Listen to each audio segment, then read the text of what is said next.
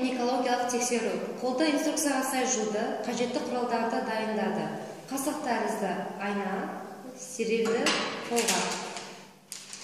Стерилділігін сақтай отырып, стерилді қолғаптарды киді.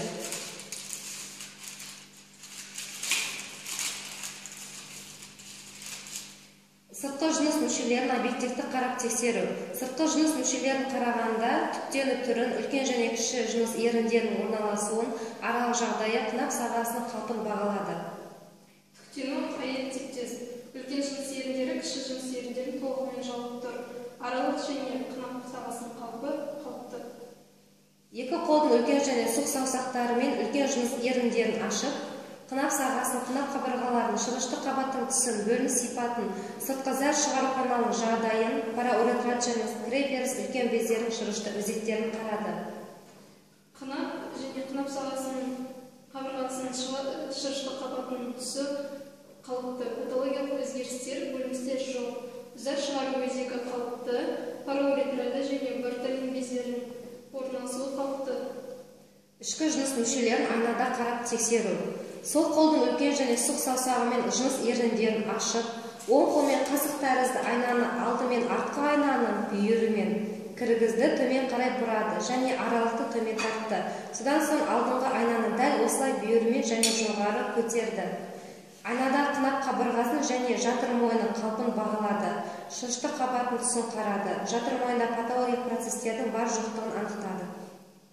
Қынап және қынап қабырғасында жатыр мойнының шырышты қабаттың түсі қалыпты.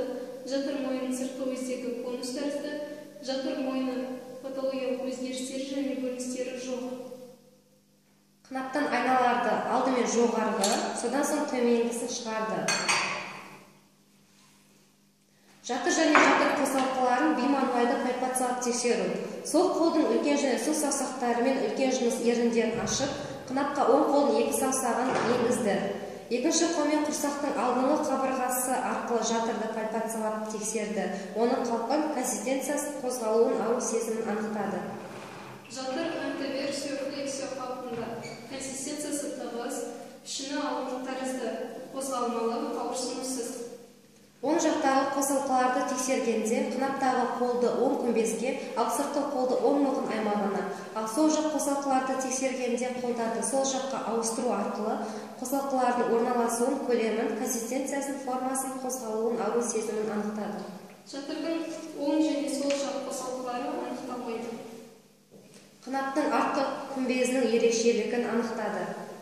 Қынаптың артқы күмбезі тереңдемеген, флюктуация және шығып кетулер жоқ. Қараудан кейін қынаптан саусақтарды шығарып, бөлінділердің сипатын бағалап, оларды қарады. Бөліністер аз мөлшерде, серозды, иіссіз. Айналарды дез ерітіндіге салды. Қолғапты шешіп арнайы контейнерге салды. Қолды жуды, құрғатты. Амбулаторлық картаға немесе ауру тарихына тексеру нәтижесін жазды.